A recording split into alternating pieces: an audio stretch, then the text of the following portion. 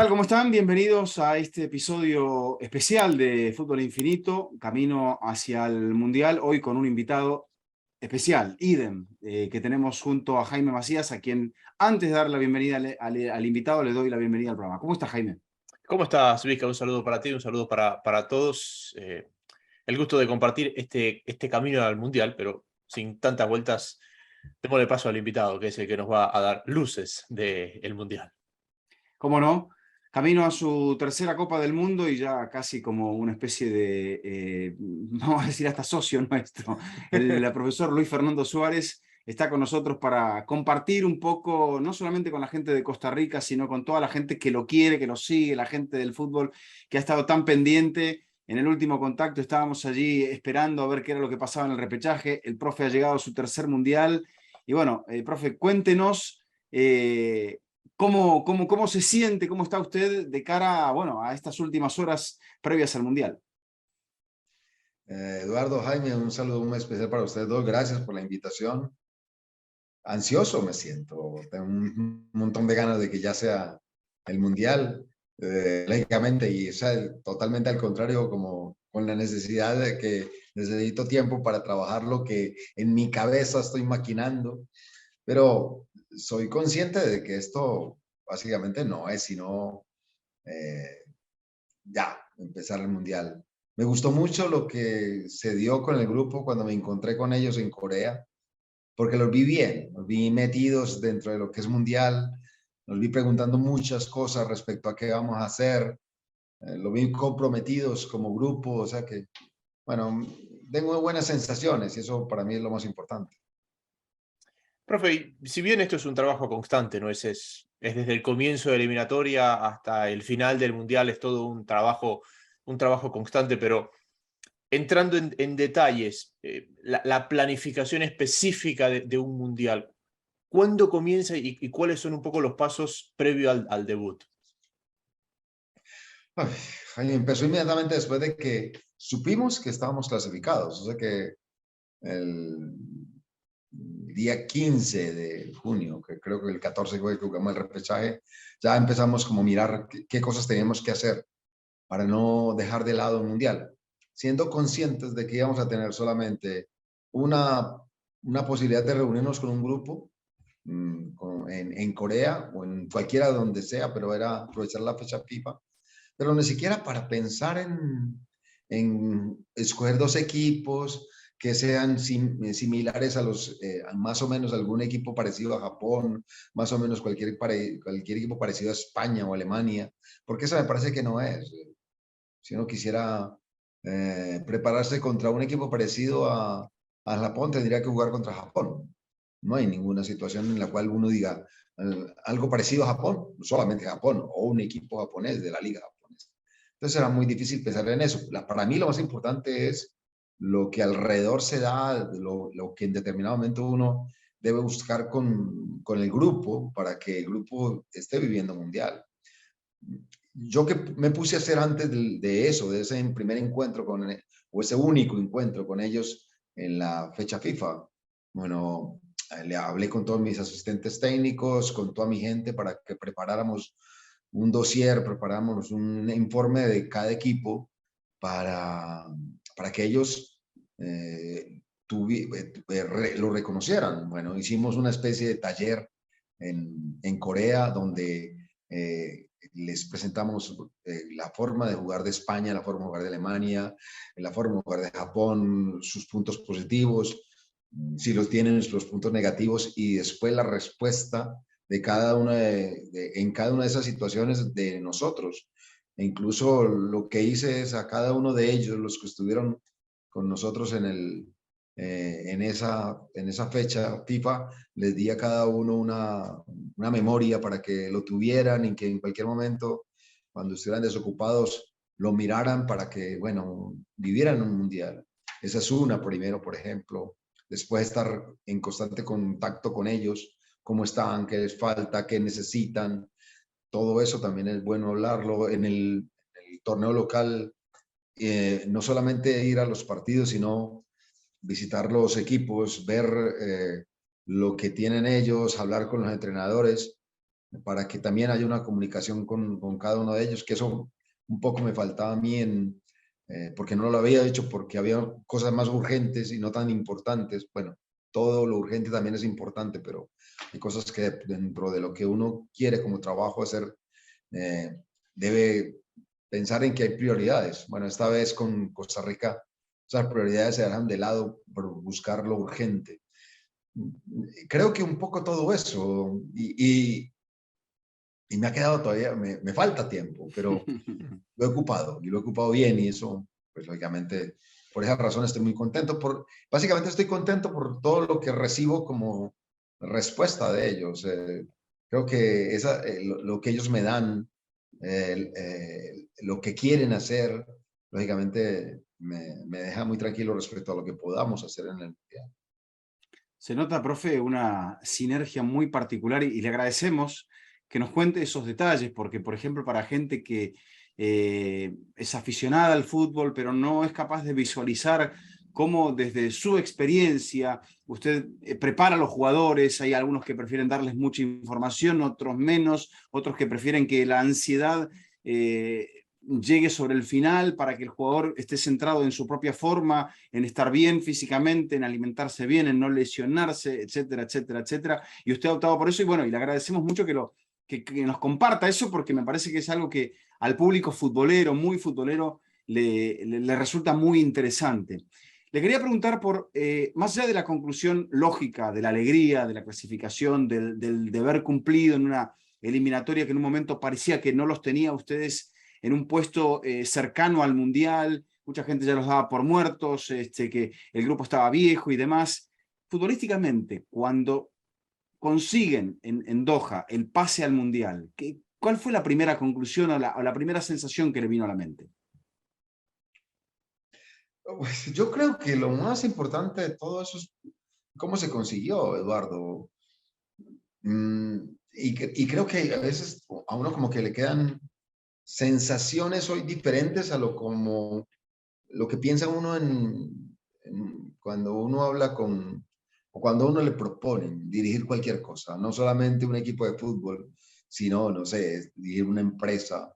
Entonces a uno le proponen siempre como los objetivos que tiene que cumplir, las obligaciones que tiene que cumplir para conseguir un objetivo. Y creo que eso es lo menos importante, Eduardo. Eh, Hoy, y afortunadamente pues lo viví acá, porque comparando ciertas cosas que viví con los anteriores seleccionados, hoy le doy mucha más importancia a cómo se logró. No lo que se logró, sino cómo se logró. Y yo hoy lo menciono y digo los caminos. Y son más importantes los caminos que los objetivos mismos a veces. O si uno no le pone cuidado a los caminos, no logra los objetivos. Creo que esa es la lección que me queda a mí después de haber conseguido esa clasificación. Hay veces tuvimos que desandar un camino, tuvimos que tomar unas decisiones diferentes y bueno, por aquí no es, retrocedamos y empecemos por otra parte. Otros lo allanamos un poco, arreglemos esto que se puede manejar de alguna manera. A otra lo patrocinamos y seguimos por ese mismo lado. Entonces yo creo que la mejor lección para mí hoy es esa. Hoy pienso más en cómo disfrutar esos caminos para lograr objetivos. Eh, porque hoy sí soy consciente de ello. Si yo no hubiese mirado eso, si yo solamente estuviera como metido única y exclusivamente en el objetivo, de pronto me hubiera equivocado, me hubiera distraído con cosas, hubiera seguido con determinadas cosas que como que la ley natural dice, no hubiera tenido a veces, hubiera tenido siempre esos temores que como los entrenadores tienen te van a echar. Entonces, si te van a echar, en determinado momento tienes que buscar ser lo más seguro posible, entonces tener que estar llamando a un jugador que tenga una vasta experiencia, que ya tenga partidos, y a veces eso es mentira. A veces en determinado momento el camino, el desandar eso, el decir, no, llama a un chico joven y atrévete. Puede que sí, puede que no, pero atrévete. Bueno, todo eso me parece que es una lección. Yo, este año y poco que llevo en Costa Rica, para mí, Eduardo, Jaime, son un aprendizaje total. A veces, yo siempre hablaba de procesos, proceso y proceso, y defendía los procesos, y todavía los defiendo. pero hay veces en que el proceso puede sonar como disculpa. Esa es la situación. Hay veces en que uno tiene que tomar decisiones a costa de muchas cosas, de que en determinado momento el que por esa razón de esa toma de decisiones también te vayas, pero no sé, hay que atreverse un poquitico más. Un montón de lecciones, lecciones bonitas, de verdad, espectaculares. Profe, en una de las tantas veces que nos ha acompañado, usted nos contaba cuando clasificó al Mundial con Ecuador, su primer Mundial, y que usted fue a hablar con entrenadores tratando de asimilar qué es lo que esperaba, qué es lo que tenía por delante. ¿Cuán distinto ha sido su evolución personal premundial? De cómo lo vivió con Ecuador, de cómo lo vivió con Honduras y de cómo lo está viviendo ahora por tercera ocasión. Totalmente diferente en todo sentido, Jaime. Bueno, primero en la parte táctica, que es lo más fácil de decir. Si yo estuviese haciendo lo mismo del 2006, estaría totalmente equivocado. Estaría errado en todo lo que estaría haciendo hoy. Pero creo que lo más importante es como, bueno, si evalúo, por ejemplo, Ecuador, yo cuando clasifiqué a Ecuador, creo que en determinado momento pensaba que de pronto ni sabía por qué me había clasificado. Era una situación que en determinado momento es, bueno, listo, tenía un conocimiento del grupo, tenía un conocimiento de la forma de pensar del ecuatoriano, pero no tenía ninguna experiencia que después la retuve con algunos técnicos los cuales hablé de sus experiencias antes del Mundial. Luego, 8 años después, cuando Honduras, creo que yo me equivoqué en muchas cosas respecto a situaciones que son de pronto banales, fútiles. Estaba repitiendo determinadas historias. Yo no me di cuenta de que esa repetición de esas historias, que no eran ni siquiera importantes, me llevaban a confundirme y a distraerme en cosas que le tenía que haber puesto mucho más cuidado con Honduras. No pensé en los pequeños detalles que en ese momento miraba que había que corregir con la gente de Honduras, pequeños solamente, pero esos pequeños problemas se pueden volver grandes después. Bueno, un poco lo que ocurre hoy con Costa Rica es eso, es eh, no repetir historias, no mirar lo que pasó por allá hace tiempo. Si estoy repitiendo esas historias es porque algo malo estoy haciendo, alguna situación que no es la mejor en la cual estoy incurriendo. Y luego, y lo más importante para mí hoy es eso, es le tengo que poner cuidado a los pequeños detalles, le tengo que poner cuidado a si a alguien le duele una uña, de alguna manera eso puede ir en contra de lo que nosotros queremos como objetivo final. Entonces, a esas cosas hoy le tengo que poner mucho cuidado. Entonces, sin conocer o conociendo a marchas forzadas la forma de ser del costarricense, pues lógicamente esas experiencias pasadas me pueden ayudar a que yo, y sobre todo en los pequeños detalles, no me equivoque. Profe, hablando de cosas que hizo y que no ha de repetir o que no está repitiendo, cosas que va a corregir, este equipo está muy marcado, o esta selección está muy marcada por lo que le tocó vivir en 2014, en un grupo donde mucha gente, con un entrenador también colombiano, aunque de distinta extracción, muy diferente a usted como el profesor Jorge Luis Pinto, Costa Rica veía que estaba frente a una gran cuesta arriba. Y sin embargo, algo ocurrió allí en la mentalización, en la preparación de ese grupo para decir, esto lo podemos sacar, podemos clasificar. Entonces, ahí es donde se cruzan los caminos, ¿no? Como dice la canción de Sabina, porque hay algo que repetir, que es sacar a Costa Rica de la fase de grupos, pero hay algo que usted dice, no voy a repetir ciertos errores. Entonces, ¿cómo generar una motivación positiva dentro de la dificultad que el grupo presenta, sabiendo que hay un antecedente donde Costa Rica sí salió avante cuando mucha gente pensaba que no podía clasificar? Eduardo, qué pregunta tan interesante y tan buena, porque es lo que yo estoy pensando respecto a todo. Aquí el pedido, o el pedido no, la orden. Costa Rica es hacer mucho más que jugar ese quinto partido que jugó Costa Rica en Brasil. Y uno dice, sí, pues uno no puede coartar libertades, cortar alas, yo creo que eso está bien, y aprovechar muchas circunstancias que son muy, bueno, que son parecidas. Por ejemplo, el que haya 5 o 6 jugadores que repitan esa historia. de Brasil y que ellos reconozcan eso o que ellos sepan por dentro que sí se puede hacer y que ellos lo conecten o que se lo contagian a los que nunca lo han vivido, pues es una cuestión que yo tengo que aprovechar.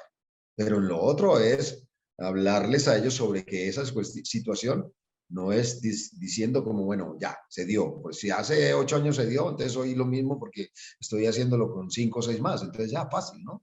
Entonces ahí es donde no puede quedar estático. Hay veces que esa situación te deja estático, tranquilo, como si no hay nada. Hay un montón de cosas que hacer. Un montón de cosas que no es solamente el que haya 5 o 6 que repiten esa historia.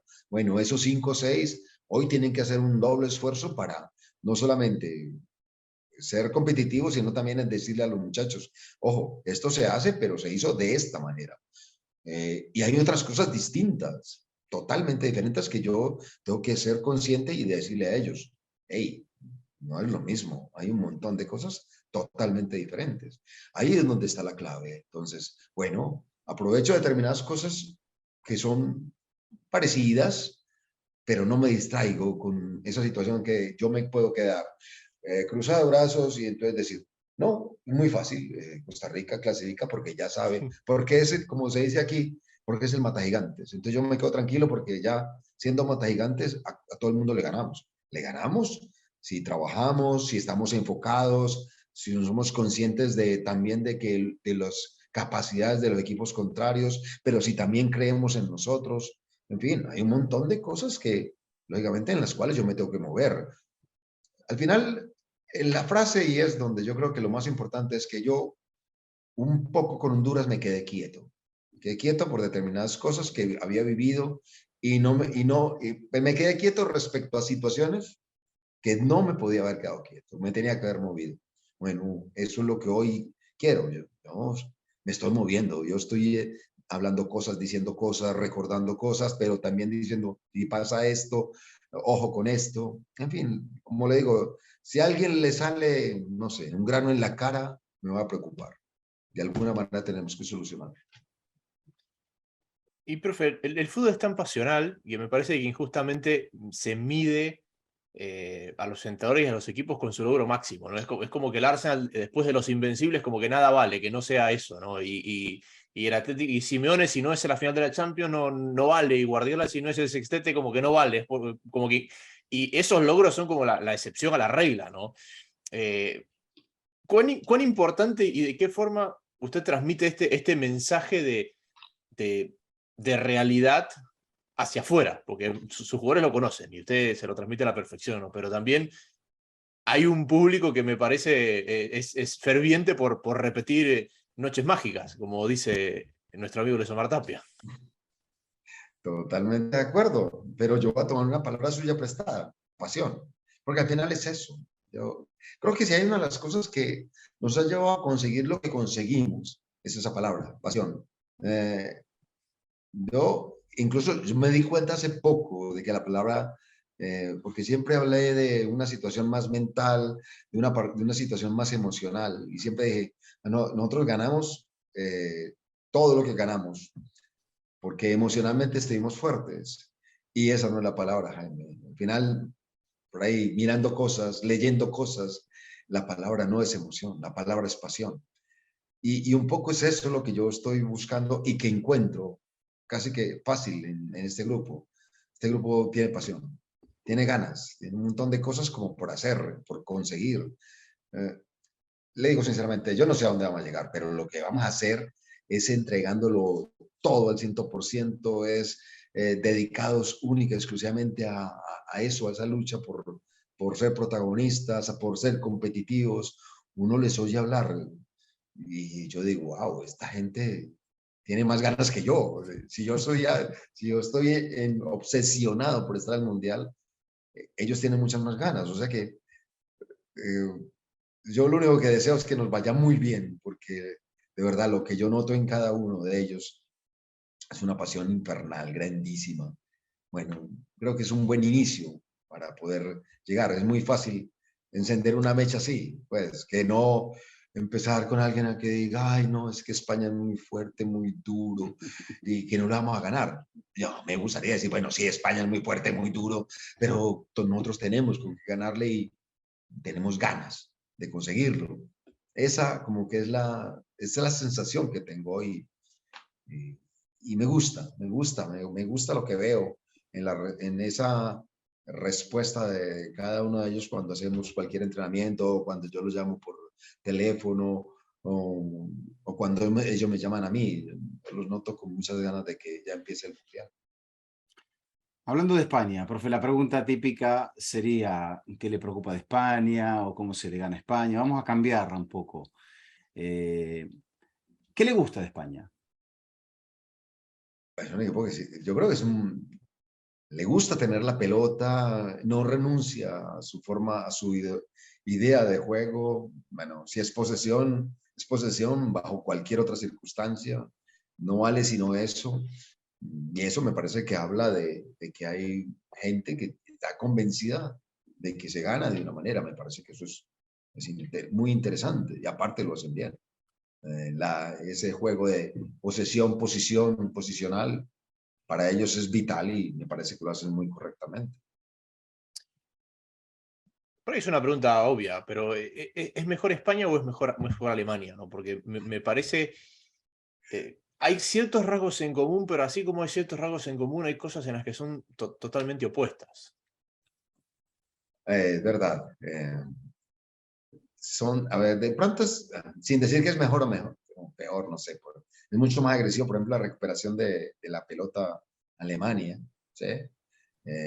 Los dos, aunque la posesión es muy importante en los dos, de pronto tienen algunas más variantes, por ejemplo, Alemania, en determinado Alemania te puede jugar en forma directa, que España lo hará muy de vez en cuando. Entonces hay ciertas diferencias, pero sí en el fondo me parece que hay muchas similitudes. Básicamente eso sería como las diferencias entre los dos equipos, lo que le acabo de mencionar. Lo obvio, profe, usted como entrenador, en dos de estos tres seleccionados se va a enfrentar a dos entrenadores que han ganado la Champions, o sea, pequeño detalle, o sea, no son, digamos, cualquier cosa. Aunque al momento de sentarse en el banco de suplentes, usted tiene más mundiales que ellos, pero ¿qué le... Eso le iba a decir, Eduardo, al final es eso, ellos van a enfrentar a alguien que va a tener un tercer mundial, que tampoco es decir poca cosa, pero no, es cierto. Siga con la pregunta que se me subió el ego. Está todo bien, está permitido, aparte va de eso la cosa. No, pero el segundo rival, que en este caso sería el tercer rival, es por ahí un seleccionado que la gente en Costa Rica dice, a este lo podemos mirar a los ojos y a los demás lo tenemos que mirar un poquito más hacia arriba, a este lo miramos a los ojos, a este le podemos ganar, sobre todo si sacamos un buen resultado frente a España.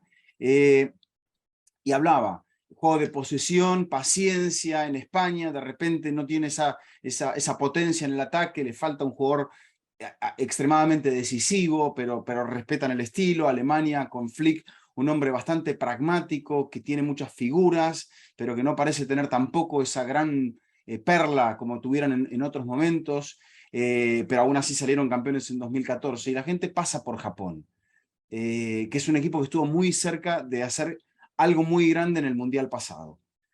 ¿Qué es Japón para usted? ¿Cómo categorizar ese juego? Yo podría pensar en una palabra, agilidad. Es un equipo muy ágil. Es rápido en pensamiento y es rápido en su juego.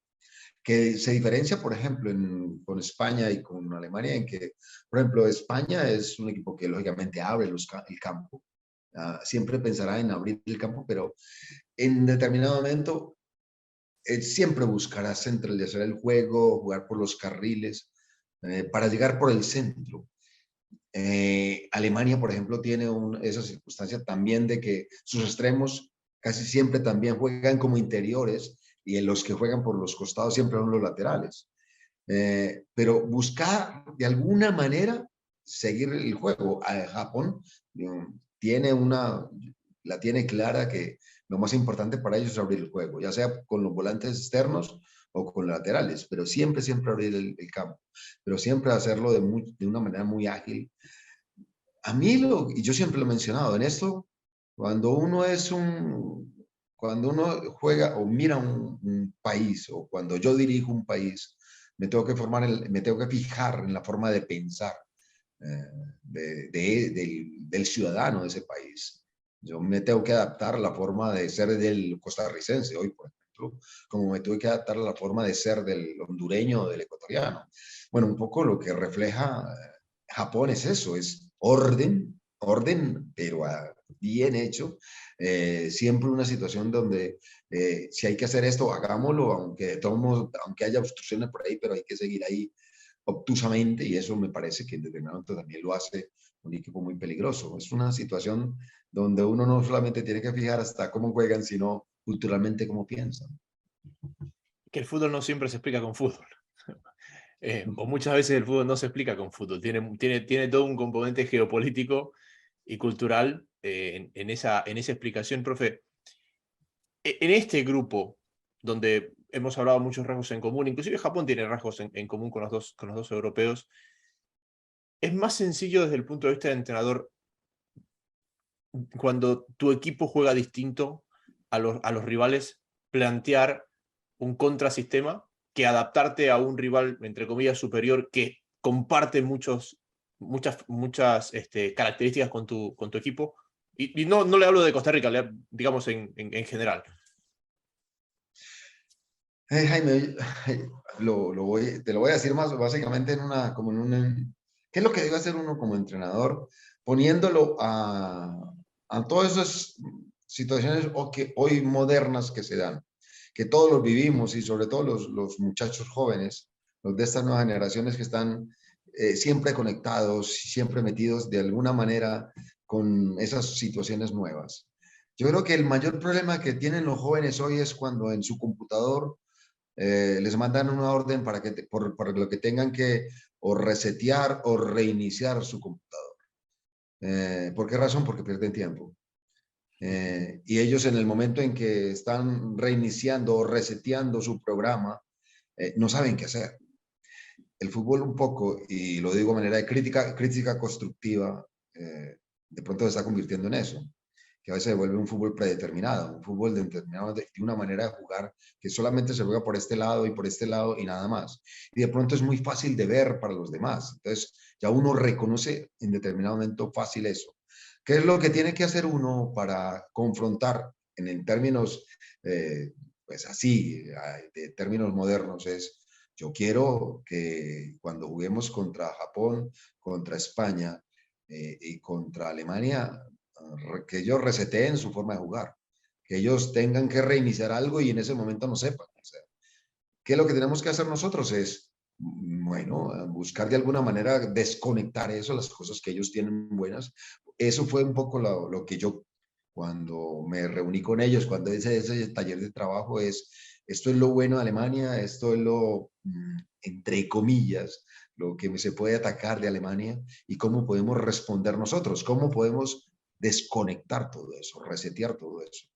Poco es eso, básicamente lo que nosotros queremos es ponerlos a jugar distinto, no jugar cómodos. A ver, si le digo España, si yo los dejo que tengan la pelota mucho, pues lógicamente va a ser un problema. No va a ser fácil, de ninguna manera decir, pues nosotros vamos a tener una posesión mucho mayor que España, sabiendo lo que somos nosotros y sabiendo lo que son ellos. Pero yo en algún momento digo, bueno, si me van a tener la pelota, que no me la tengan en el último cuarto de cancha mío, ¿no? Que me lo tengan en otra parte. Bueno, esa es una forma de resetear, es una forma de que ellos reinicien algo, para que en esa situación nosotros podamos aprovechar también lo nuestro. No sé si me expliqué. Perfectamente, como siempre. Profe, lo saco de lo micro para llevarlo un poco más a lo macro. Este mundial representa para todos los participantes, para todos los seleccionadores, para todos los jugadores, un desafío distinto, que quizá a nosotros nos toma de otra forma, pero el grueso de los equipos europeos los va a tomar en medio de una temporada. ¿Cuál cree usted que va a ser el impacto de este mundial en este momento del año y para las grandes ligas en medio de la temporada con jugadores que van cayendo o porque están muy pasados de cargas o porque están muy presionados por resultados o porque están muy ansiosos por el Mundial? Bueno, va a ser totalmente diferente a lo que ocurría antes, Eduardo. Antes el problema era para los seleccionadores y para las selecciones. ¿Por qué razón? Porque nosotros recibíamos a todos los jugadores con 100 partidos cada uno de temporada, cansados, aburridos, sin querer jugar, esperando solamente buscar una cama o ir de vacaciones. Y sin embargo tenían que ir a representar el país, y entonces tenían que hacer un esfuerzo grande. Entonces uno tenía que empezar a recuperarlos, no solamente en la parte física, sino mental, y a que sobre ese cansancio empezaran a hacer un mundial. Y a veces salía más o menos bien, pero más por el esfuerzo de los jugadores para hacer ese mundial, para entregar ellos por el país un montón de cosas. Luego, dentro de las circunstancias que uno ve, por ejemplo, hoy, y es a favor de los seleccionadores, es que los vamos a recibir a los jugadores, sobre todo los que tienen casi todos en Europa, en su momento más dulce, están subiendo después de una pretemporada, haciendo partidos, entonces van a estar ágiles, van a estar bien, y eso es bueno para el seleccionador. En contra de los clubes que hay, que los jugadores hoy se están cuidando más para ir al Mundial. Entonces, por esa razón, hablan tanto de lesiones, por ejemplo. Es una cuestión donde creo que no se está presentando como noticia tanto eso de se lesionó este y puede ir al Mundial o puede no estar. Y es porque inconscientemente, y eso me lo enseñó un entrenador argentino por ahí antes del 2006, que ya les conté la historia de algunos seleccionadores y que me dio esa lección Basile. Bueno, el problema hoy no es para los seleccionadores, sino para los técnicos de los clubes. Los clubes hoy tienen sus problemas de que jugadores incluso se están cuidando y de pronto hasta ni juegan partidos. Entonces hay un montón de cosas que son totalmente diferentes, en las cuales hay cosas que juegan más a favor sobre todo de las selecciones. Va a ser un mundial también atípico, no sé si los comenté en las anteriores charlas, en el poco tiempo que tenemos para jugar de un partido a otro, porque en esto no es los recorridos de Rusia, no es los recorridos de Brasil, incluso hasta los mismos recorridos de Alemania que me tocaron, aunque no fueran muy largos, de todos modos había que tomar un avión, aquí hay que tomar un bus por 30 minutos. El clima, no sé, el clima me parece que va a estar bien, no va a tener problemas. O sea que creo que todo lo que va a presentar este mundial y espero, pues, para bien del mundial mismo, que va a ser algo interesante, bueno, pero que están sufriendo los entrenadores de los clubes terriblemente. Perdón por ello. El problema es suyo. Pero, profe, y es un poco con las elecciones que son una gran base europea, entiéndase, las europeas, Argentina, Brasil, básicamente. Pero por ejemplo, en esta parte del mundo, donde hay seleccionadores que desde octubre están trabajando con jugadores que se quedaron fuera del playoff de la MLS, del playoff de México, que se les acabó las temporadas en Argentina, y que tienen 10-15 y después tienen otros 10-15 que les van a llegar a 5 días del debut. ¿Cómo se gestiona eso? Eso sí es un problema, Sí. o es un problema menor. No, no es un problema menor, pero es un problema, sí, que es totalmente cierto, Jaime. Yo, en este momento, yo lo estoy haciendo. Yo estoy haciendo mis microciclos de trabajo. Empecé esta semana y, lógicamente, llamé a jugadores que no van a estar en el Mundial, que se los aclaré de este grupo, porque llamé como 24 o 25 jugadores. Hay una buena cantidad que no van a estar en este Mundial. ¿Por qué razón? Porque ahí ya más o menos hay unos jugadores que se han ganado un puesto y que los va a llamar cuando vayan terminando su liga. Hay unos jugadores que están eliminados en la liga local, hay otros que están compitiendo hoy en las finales de la liga local y los estoy esperando. Pero eso es verdad, es cierto. No es lo mismo. Yo lo que más intento hacer es que cada uno de esos 5 o 6 que en este momento estén conmigo, es que estén siempre pensando en el Mundial y de alguna manera trabajando para el Mundial e ir sumando a los que poco a poco vengan. Pero es una desventaja. En el caso mío, ¿qué estoy haciendo? Porque también tengo que estar pensando, bueno, no voy a llamar a 6 o 7 que van a estar en el Mundial y los demás 18 o 16 ¿qué van a hacer? ¿Van solamente a estar ahí como simples sparring?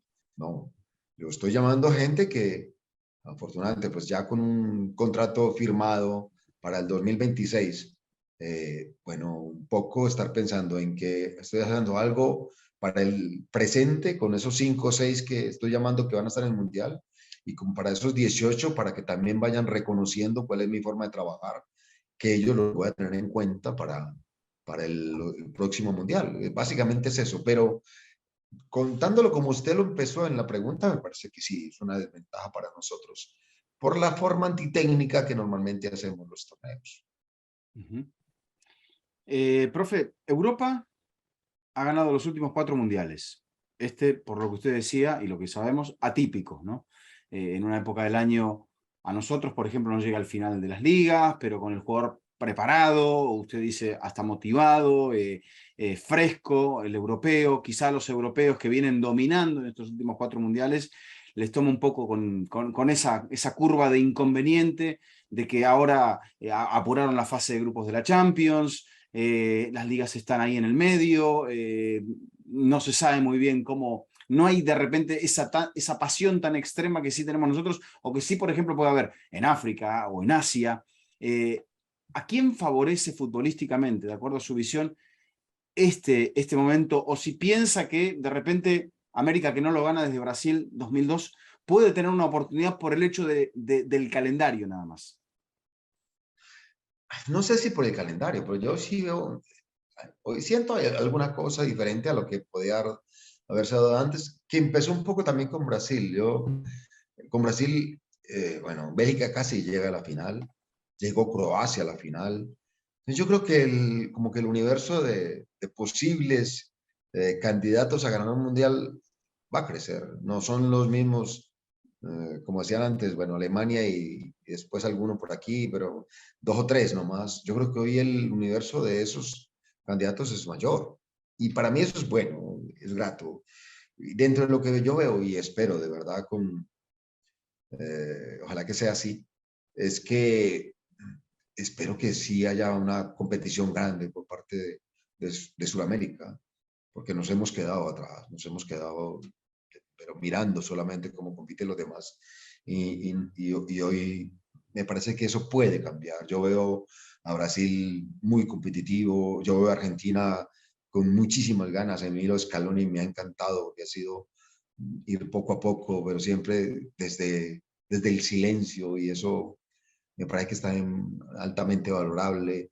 Los últimos partidos que he visto de Uruguay me ha gustado mucho Uruguay. O sea que, bueno, creo que hay, si hablamos de Sudamérica, cosas muy importantes. O sea que me parece que hay muchas más posibilidades y eso indicaría que va a ser un mundial distinto en eso. No es una nueva propuesta de fútbol, porque todos lo sabemos. No creo que haya una situación donde haya cosas distintas que mirar, cosas distintas que aprender. Bueno, siempre habrá que aprender, pero me parece que todos estamos de forma predeterminada otra vez, como que jugamos mucho igual.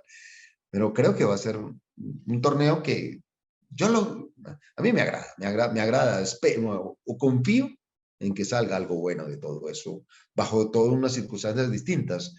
¿Qué es lo más importante de esto?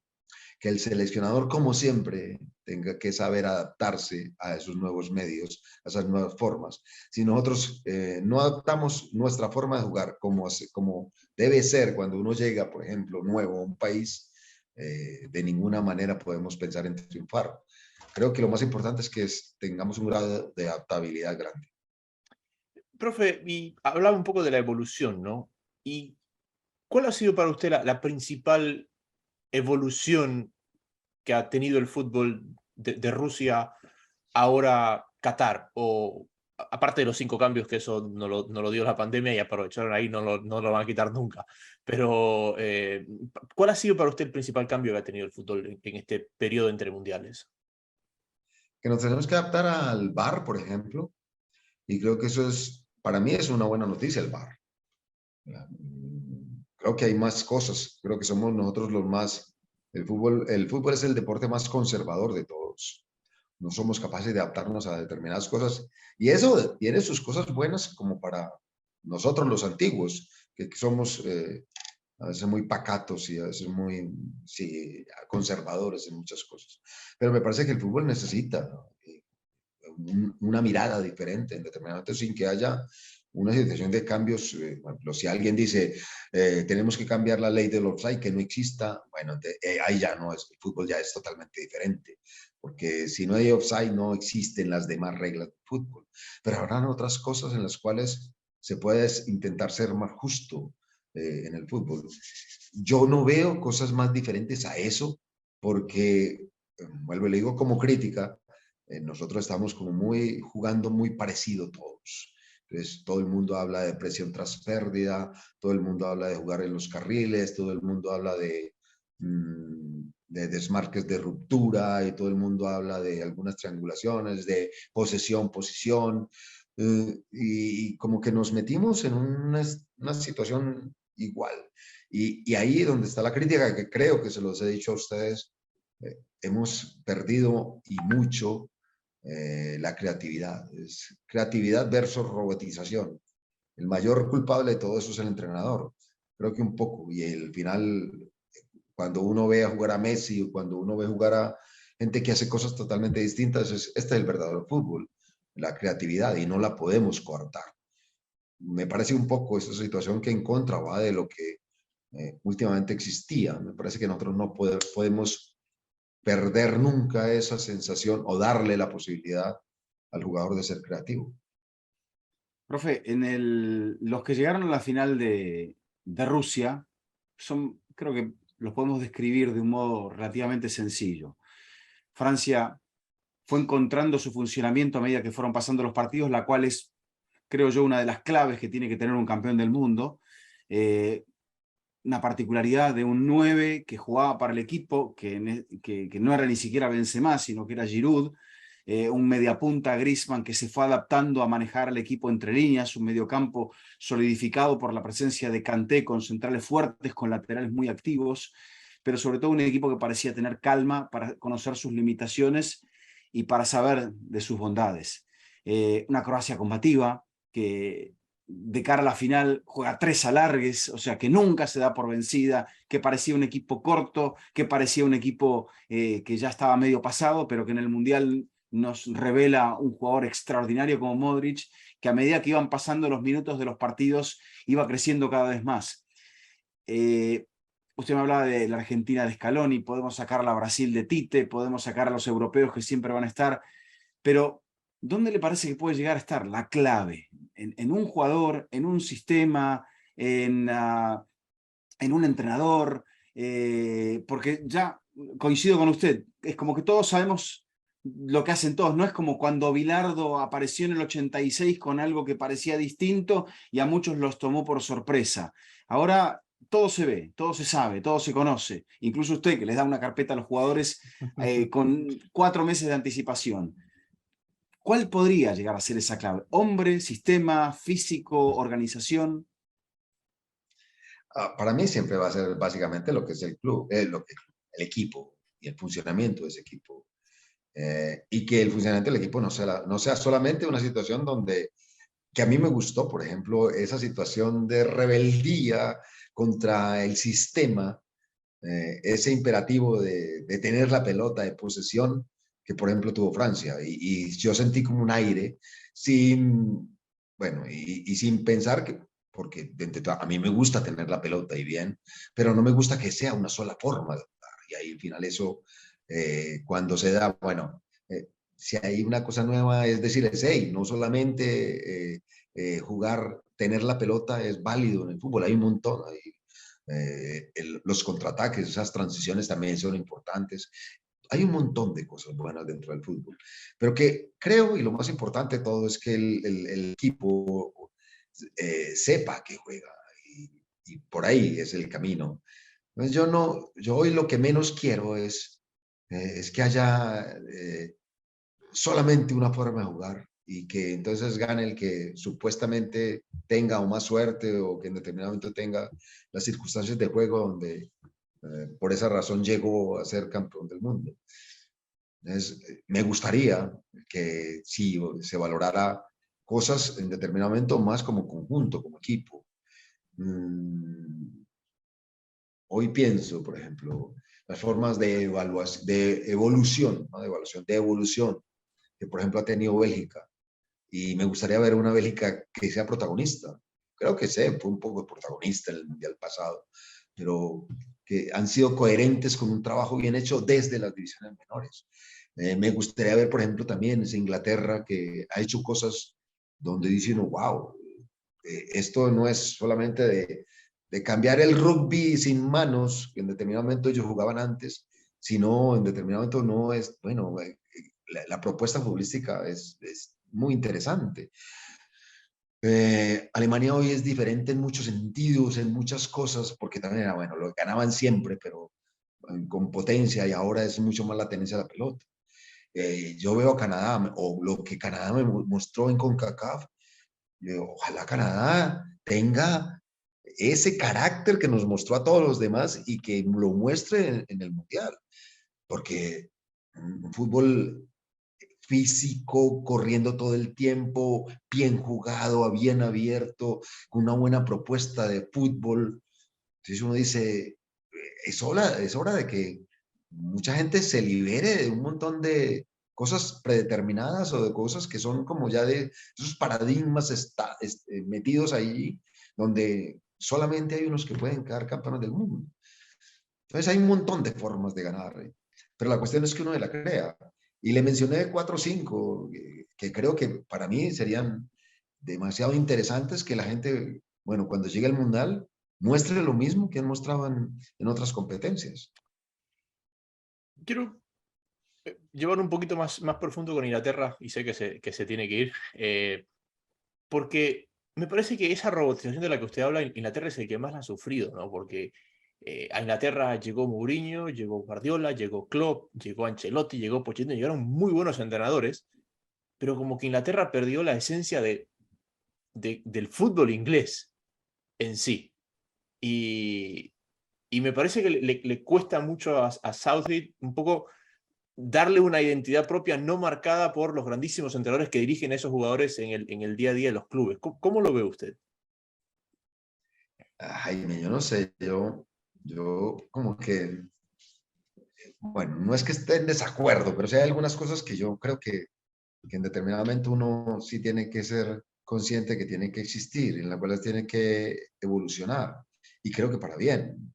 Inglaterra lo hizo, Alemania lo hizo también después de la eliminación de la Eurocopa de Naciones del 2002, si mal no estoy, o 2000 tal vez, donde 2004. es agregar 2004, bueno.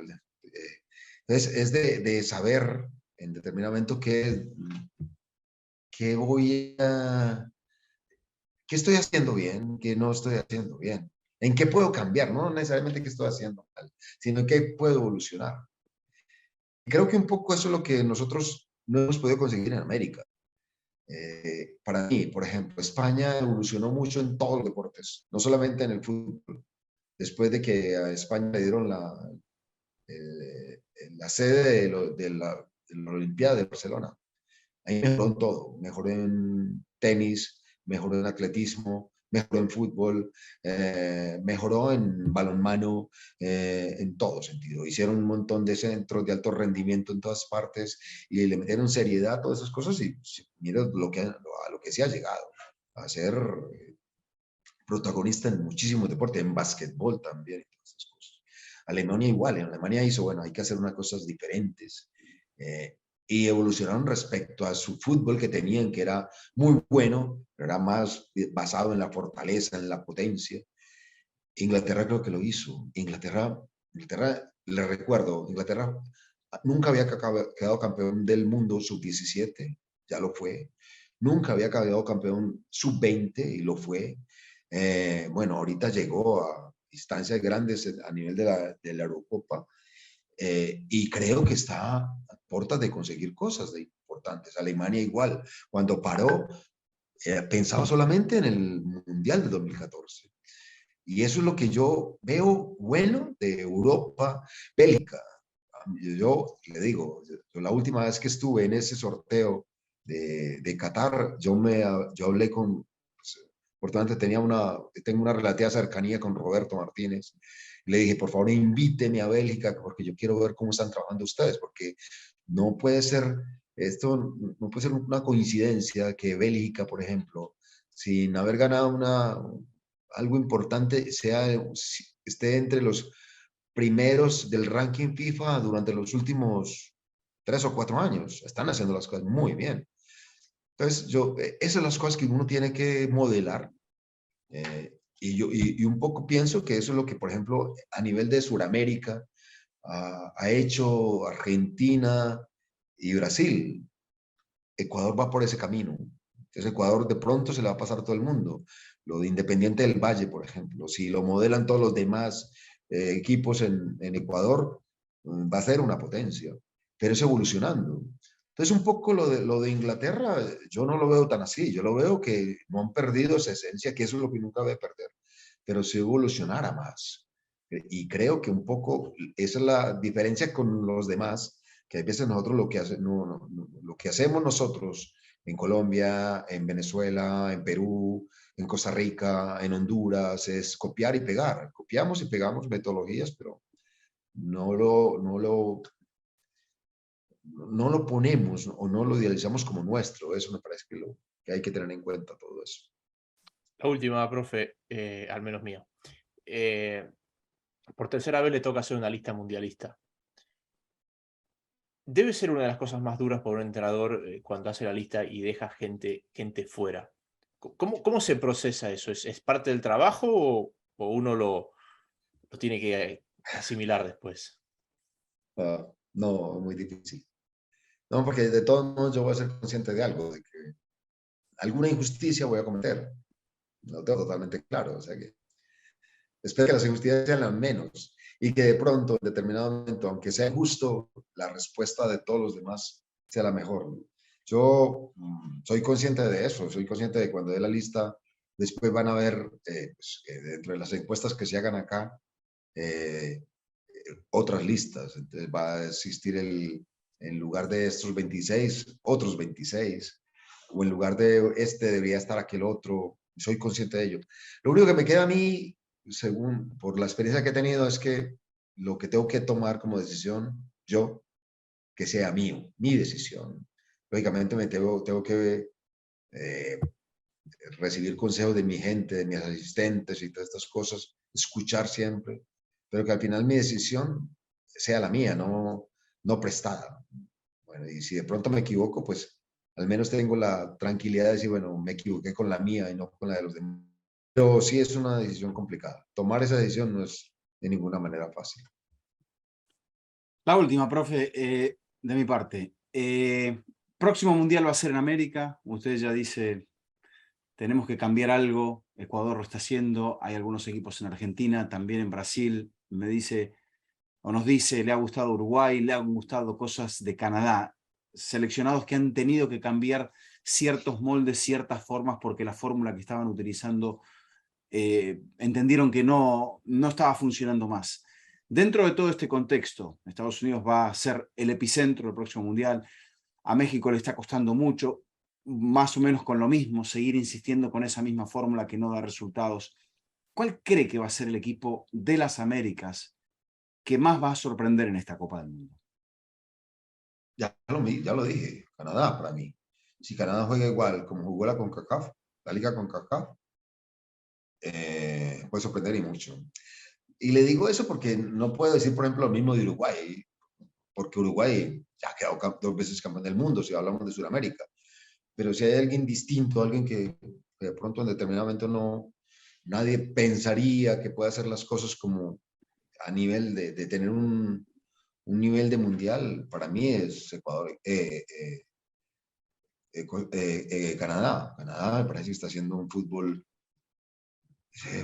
wow. Bueno, no sé si en una de esas charlas que hemos tenido, yo le comenté a ustedes la situación que yo viví con ellos cuando jugamos la eliminatoria para el Mundial de Brasil 2014. Bueno, Honduras le ganó 8-1 a Canadá, en San Pedro Sula. Y eso fue en el 2012. 10 años después, en CONCACAF el primero es Canadá.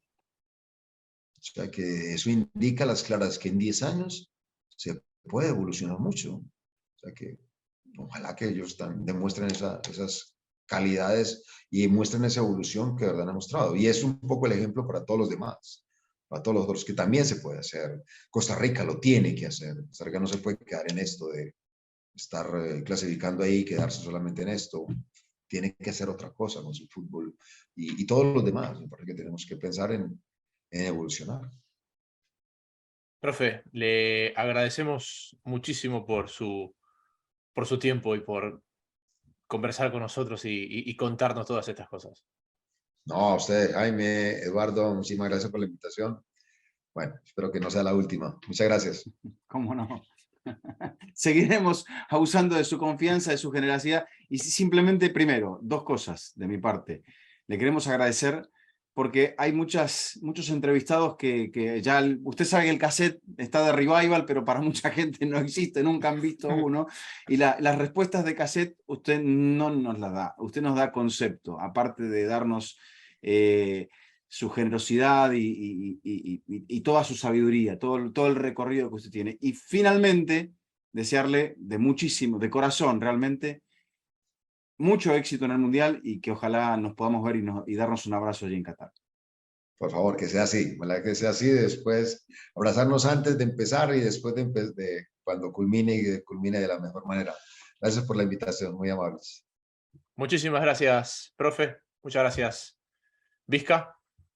Este ha sido un nuevo episodio de Fútbol Infinito y será hasta la próxima.